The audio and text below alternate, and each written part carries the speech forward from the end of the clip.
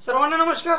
फक्त शिक्षण या यूट्यूब चॅनलवर आपल्या सगळ्यांचे स्वागत. मित्रांनो, इयत्ता 8वी द्वितीय घटक चाचणी विषय इंग्रजी, 8वीची इंग्रजी विषयाची दुसऱ्या घटक चाचणीची संपूर्ण कृतीपत्रिका, ज्याला आपण प्रश्नपत्रिका म्हणतो, ती या व्हिडिओमध्ये बघणार आहोत. एकूण वेळ आहे 1 तास आणि एकूण गुण आहे 20. काही ठिकाणी 15 मार्काची देखील असू शकते. 20 गुणांची ही चाचणी सरावासाठी देण्यात येत आहे. मित्रांनो, ही चाचणी तयार करताना अध्ययन निष्पत्ती डोळ्यासमोर ठेवून चाचणी तयार केलेली आहे. तर बघूया आपण. तत्पूर्वी माझी आपणास नम्र विनंती की माझ्या फक्त शिक्षण यूट्यूब चॅनलला जर सबस्क्राईब केलं नसेल तर सबस्क्राईब करा, नोटिफिकेशन ऑन करा, म्हणजे माझे नवनवीन व्हिडिओ तुम्हाला सहज मिळत जातील. तर चला, अतिशय साध्या सोप्या शब्दामध्ये, आपल्याला कळल अशा शब्दामध्ये माझी सहकारी भाग्यश्री यांच्याकडून आपण ही प्रश्नपत्रिका समजून घेऊया. सेक्शन 1 आहे लँग्वेज स्टडी, 10 मार्कासाठी आहे. Question 1, read the passage and complete the activities. आपल्याला खालील पॅसेज वाचायचा आहे आणि खालील प्रश्नांची उत्तरे लिहायची. तर स्लोली, जेंटली इथपासून तर चेंज हिज माइंड इथपर्यंत हा पॅसेज आहे. तर प्रश्न पहिला आहे, आन्सर द फॉलोविंग. खालील प्रश्नांची उत्तरे लिहायची आहेत, 4 मार्कासाठी आहे. त्यातला 1A आहे, how does emperor Akbar praise Tansen. Answer आहे, emperor Akbar looked up and said it was indeed wonderful and superb and he further said that he had the wonderful voice in the world, thus he praises Tansen. B आहे, how was Akbar different from other rulers of that time. Answer आहे, Tansen told Akbar that his guru Sant Haridas would not come even if the emperor himself had summoned him. His reply would have enraged any other emperor. दुसरा आहे, answer in 1-2 words. 1 किंवा 2 शब्दात उत्तरे लिहायची.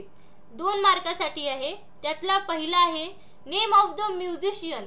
संगीतकाराचे नाव लिहायचे. तर answer आहे तानसेन. दुसरा आहे, नेम ऑफ द एम्परर. एम्पररचं नाव आहे. आन्सर आहे अकबर. तिसरा आहे, frame your on sentences by using the given words phrases. आपलं स्वतःचं वाक्य तयार करायचंय. हा एखादा शब्द फ्रेज दिलेली आहे, त्यानुसार आपल्याला वाक्य तयार करायचंय. तर शब्द आहे वंडरफुल. आन्सर आहे, what a wonderful scene that was. दुसरा आहे superb.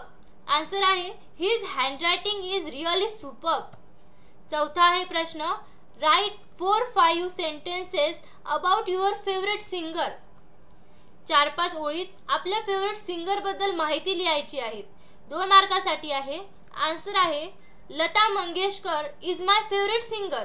Even though she is more than 80 years of age, she sings very well. Her voice is really melodious. She was received many awards and honors for her work in music. Her voice suits even a 60-year-old girl. She is known as Nightingale of India. Section 2 आहे poetry. 5 मार्कासाठी आहे. Question 2, read the following poem and complete the activities. आपल्याला खाली ही कविता दिलेली आहे. आपल्याला त्यानुसार खालील प्रश्नांची उत्तरे लिहायची आहेत. ही कविता आहे, ट्रूथ कवितेचं नाव आहे. तर 1 आहे, आन्सर द फॉलोइंग. खालील प्रश्नांची उत्तरे लिहायची. 2 मार्कासाठी आहे. तर त्यात पहिला आहे, why are harsh words called ghost. Answer आहे, harsh words are called ghost because they hurt our emotions and the insult caused by words disturbs our mind for a long time. दुसरा आहे, what can heal faster body or mind and hurt emotions? Explain your choice. तर answer आहे, body can heal from any scare faster than our mind and hurt because when our mind and heart get hurt it disturb us for a long time. It is quite difficult to come out of that trauma. दूसरा आहे, write an appreciation of it with the help of the points given below. आपल्याला खाली point दिलेले आहे, त्या पॉइंटनुसार आपल्याला वरील कवितेचं appreciation करायचं आहे. तर पॉइंट आहे the title of the poem. दुसरा पॉइंट आहे the poet of the poem. Title of the poem, कवितेचं नाव काय आहे. The poet of the poem, कवितेच्या कवयित्रीचं नाव काय आहे. थीम ऑफ द पोयम, कवितेची संकल्पना काय आहे. नंबर ऑफ स्टांझा किती आहेत. राईम स्कीम, त्या स्टांझाची राईम स्कीम काय आहे. फिगर ऑफ स्पीच काय आहे. तर आन्सर आहे the title of the poem truth. The poet of the poem, कवितेच्या कवयित्रीचं नाव आहे बरी वडे. थीम ऑफ द पोयम, कवितेची संकल्पना आहे we should not say anything bad to anyone. We should use words carefully. Number of stanzas आहे 3. एकूण 3 स्टांझा आहे वरील कवितेत. राईम स्कीम आहे त्या कवितेची ABCD. फिगर ऑफ स्पीच आहे अलिट्रेशन अँड रिपिटेशन. क्वेश्चन 3 आहे language study. A. Do as directed, जसं सांगितलंय तसं करायचंय. 5 मार्कासाठी आहे. 1 आहे complete the words by using correct letters. आपल्याला शब्द दिले आहेत, त्यातले काही अक्षरं गाळलेली आहेत, आपल्याला त्यात अर्थपूर्ण अक्षर टाकून वाक्य तयार करायचंय. तर पहिला आहे COMP-TER. दुसरा आहे KEY-OARD. तर आन्सर आहे COMPUTER. यू इथं आन्सर आहे, कॉम्प्युटर शब्द तयार होतो. दुसरा आहे KEYBOARD. बी अक्षर आहे इथं, अर्थपूर्ण शब्द होतो कीबोर्ड. हा 1 मार्कासाठी आहे. दुसरा आहे put the following words in alphabetical order. आपल्याला खाली काही शब्द दिलेले आहेत, ते शब्द आपल्याला अल्फाबेटिकल ऑर्डरनुसार लावायचे, ABCD नुसार लावायचे.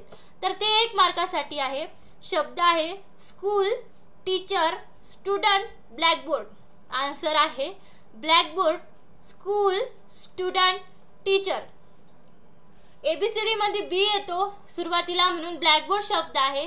इथे स्कूल आणि स्टुडंट आहे, पण यस नंतर दुसरा शब्द आहे सी आणि यस नंतर इथं टी शब्द आहे. तर पहिला सी येतो म्हणून इथं स्कूल शब्द आधी लिहिला, नंतर स्टुडंट शब्द लिहिला आणि मग टीचर शब्द लिहिला. ते 1 मार्कासाठी आहे. तिसरा आहे कम्प्लीट द वर्ड चेन. आपल्याला वर्ड चेन तयार करायची आहे, ती 1 मार्कासाठी आहे. तर शब्द आहे कॉन्ट्रॅक्टर. वर्ड चेन म्हणजे शेवटच्या अक्षरापासून नवीन शब्द तयार करायचा आहे. तर इथं आर आलेला आहे. तर आन्सर आहे कॉन्ट्रॅक्टर, रॅशन, नेशन, नेट. ते 1 मार्कासाठी आहे. बी आहे translate the following words into your medium of instruction any 4. कोणतेही 4 लिहायचे, मराठीमध्ये लिहायचे हे. तर पहिला आहे कॉन्फिडन्स, दुसरा आहे गिफ्ट. तर कॉन्फिडन्सचा मराठीत अर्थ होतो आत्मविश्वास आणि गिफ्टचा अर्थ होतो भेट. सी आहे translate the following sentences into your medium of instruction. आपल्याला खाली वाक्य दिलेले आहे, ते वाक्य आपल्याला मराठी भाषेत करायचे. 1 मार्कासाठी आहे. तर पहिलं वाक्य आहे ऑलवेज स्पीक द ट्रूथ आणि दुसरं वाक्य आहे स्टडी डेली. तर पहिल्या वाक्याचा मराठीत अर्थ होतो नेहमी खरे बोलावे आणि दुसऱ्या वाक्याचा मराठीत अर्थ होतो रोज अभ्यास करावा. धन्यवाद.